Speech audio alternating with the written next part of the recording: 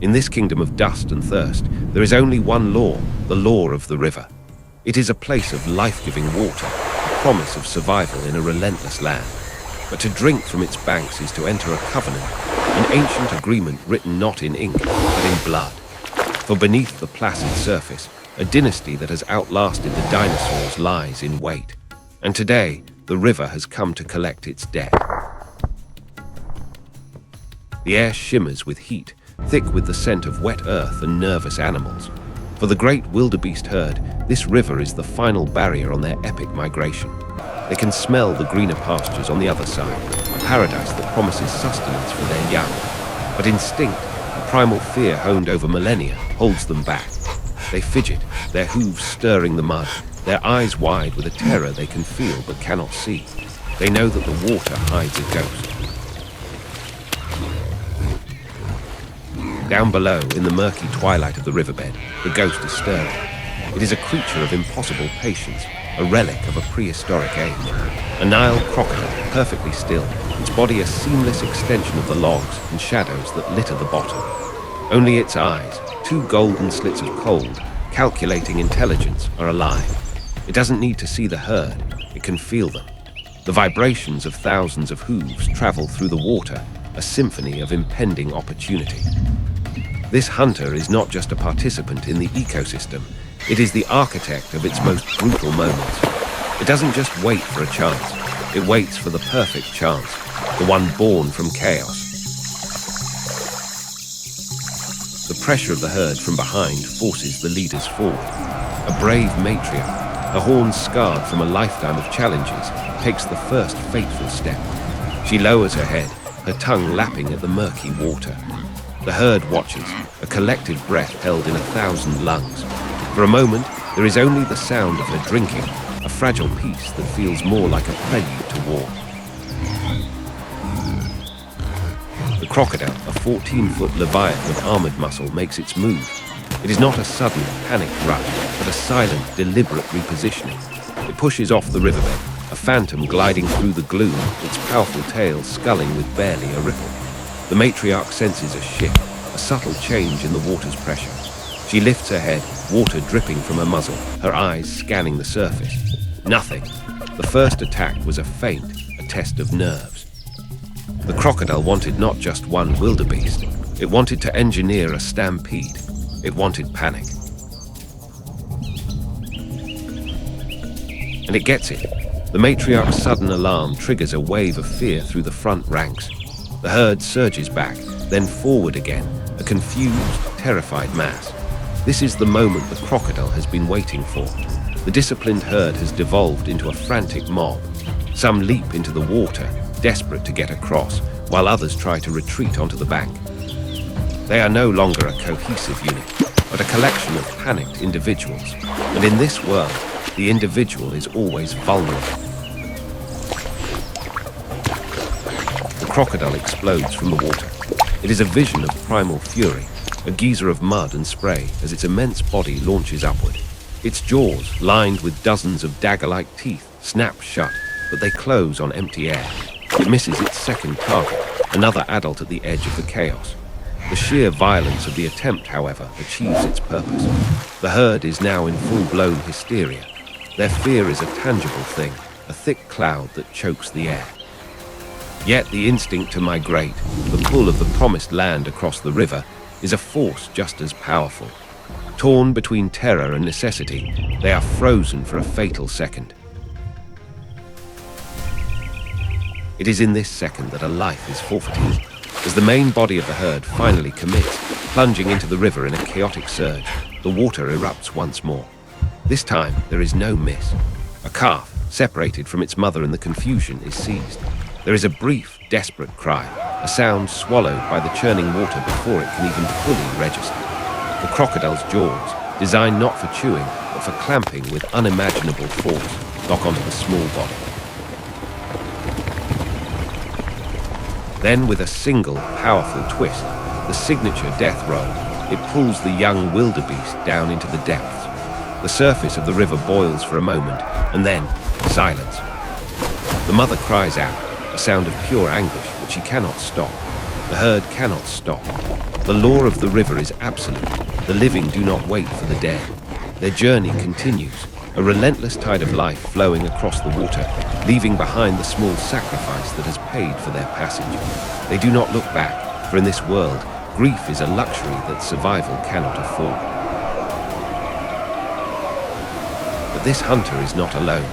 Deeper in the channel, other ancient forms stir. Maury crocodiles, drawn by the scent of blood and the vibrations of panic, are moving in.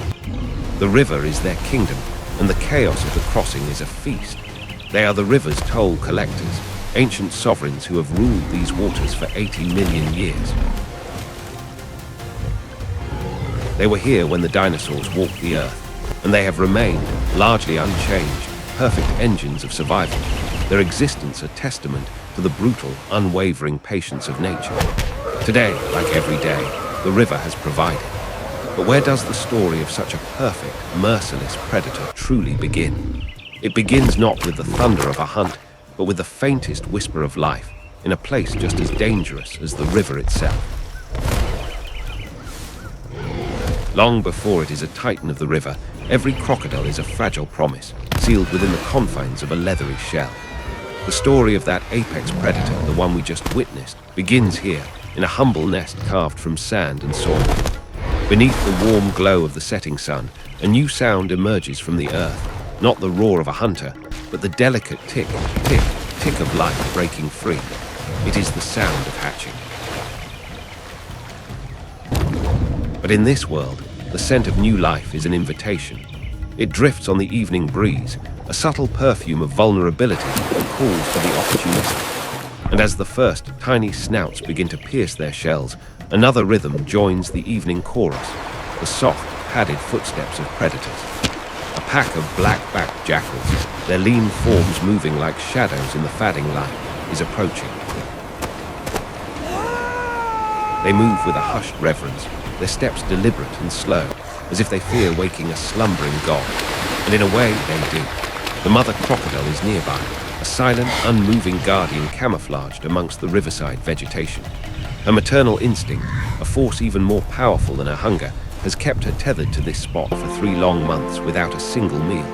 The jackals know the danger. The lead scout, the boldest of the pack, inches forward, its body low to the ground.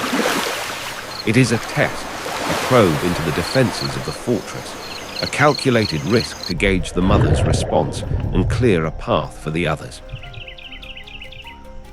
Seeing no immediate reaction, the pack grows bolder. One by one, they slip through the twilight toward the nest. They are masters of thievery, their movements fluid and precise. With a surgeon's skill, they use their delicate snouts to unearth the eggs, lifting the tiny, precious lives with a gentleness that belies their predatory nature. The courage of the first thief emboldens the next. A silent communication passes through the pack. The guardian sleeps. Their audacity swells with each successful theft, their caution melting away as they face the seemingly sleeping giant. This is their fatal miscalculation. The 4th jackal, made careless by the success of its pack mates, grows clumsy. A dropped egg, a slightly louder scrape of sand. It is a tiny disruption, but it is enough to shatter the fragile balance. In an instant, the world explodes. The mother crocodile, who was not sleeping but conserving every ounce of her energy, erupts from her stillness. It is a launch of pure, compressed fury. There is no warning, no roar, just a blur of scaled armor and gaping jaws.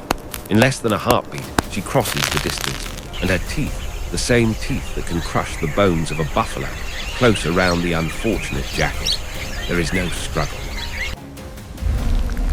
She clamps down, and with a terrifying, unstoppable momentum, she drags the shrieking intruder back toward the water's edge. The rest of the pack can only watch from the bank, their confident raid turned into a cacophony of helpless yelps as their pack mate disappears beneath the surface. The water closes over the mother and her victim, and the sentence is carried out in the silent depths. A Pyrrhic victory has been won on both sides. The jackals retreat with the eggs they managed to steal, a bounty that has cost them dearly. The mother crocodile has eliminated a threat, but her nest has been diminished. Both have paid a price for their role in this timeless drama of survival, a stark reminder that in nature, every victory is tinged with loss. Now, in the aftermath of the battle, a new, more urgent sound rises from the ravaged nest. The high-pitched chirps of the survivors. Shaking off the sand and the remnants of their shells, the baby crocodiles emerge into a world that has already shown them its teeth. Their first moments of life were a battlefield, their welcome a violent clash of survival. This is their first lesson, delivered with brutal clarity. The world is a dangerous place, and life is a fight from the very first breath. As her remaining children squirm and call out, the mother returns from the water. The same creature that just unleashed a maelstrom of violence now displays an act of astonishing tenderness. She approaches her hatchlings, and the most dangerous weapon in this riverine kingdom, her colossal jaw, becomes the most gentle of instruments. She opens her mouth, and with the delicate care of a mother tending to a newborn, she begins to gather her tiny, vulnerable offspring. It is a biological marvel. A specialized pouch in the floor of her mouth, combined with an incredible degree of muscular control, allows her to carry her young without the slightest risk of harming them. The same anatomical structure that can exert thousands of pounds of pressure per square inch is now a protective cradle, a mobile nursery shielding her Barbies from a world of threats. This is the profound duality of the crocodile, a living fortress of destruction. Simultaneously, a vessel of the most devoted maternal care, a gentle strength forged over millions of years of evolution. With her precious cargo secured, she turns back toward the river. It is time for their second lesson. She carries them to the water's edge, the very place where she just dispensed a brutal death sentence, and releases them. One by one, the tiny crocodiles slide into the cool, murky water, their new home, their kingdom, their greatest challenge. Here, in this world where life and peril are two sides of the same coin, their journey truly begins.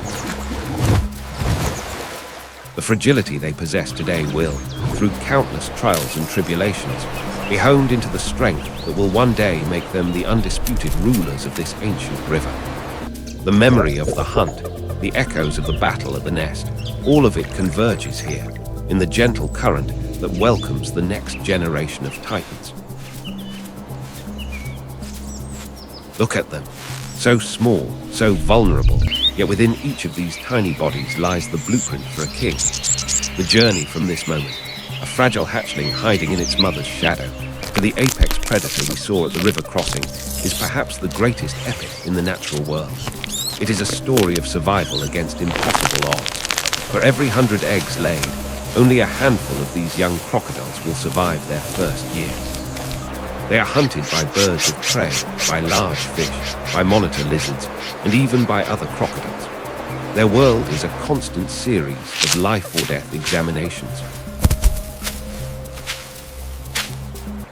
Every ripple in the water, every shadow that passes overhead is a potential threat. They must learn to distinguish the rustle of the reeds from the stealthy approach of a heron, the shadow of a cloud from the silhouette of an eagle. Their mother will protect them fiercely for weeks, even months, but eventually they will have to face this world on their own. The hunt we witnessed earlier was not just an act of predation, it was the final chapter of this very journey. It was the culmination of years of surviving, of learning, of growing, of mastering the ancient arts of patience and ambush that define their species. The crocodile that took the young wildebeest was once a hatchling just like these, cowering from threats and fighting for its next tiny meal of insects or tadpoles. Its size, its power, its unshakable confidence, all of it was earned, forged in the crucible of this unforgiving river. This is the circle of life, made stark and visible. The death of one creature provides the sustenance that allows another to continue its reign, a reign that began with a desperate struggle for its own first breath. It's a brutal, yet strangely beautiful symmetry. And what can we, who watch this drama from a world away, learn from the riverbank? The story of the crocodile and the wildebeest is not just a tale of nature's cruelty, but a profound lesson in the realities of life, both ancient and modern. we see in the mother crocodile an embodiment of fierce, unwavering protection. She reminds us that some things in life are worth defending with every fiber of our being, our families, our values, our dreams. Her gentleness with her young, contrasted with her ferocity toward threats, teaches us that true strength is not about aggression, but about the wisdom to know when to be a fortress and when to be a cradle. Have you ever felt that protective instinct rise within you, that primal urge to shield something precious from harm? In our hunting strategy, we see the virtue of patience. In our fast-paced world, we are often told to hurry, to act now, to seize every moment.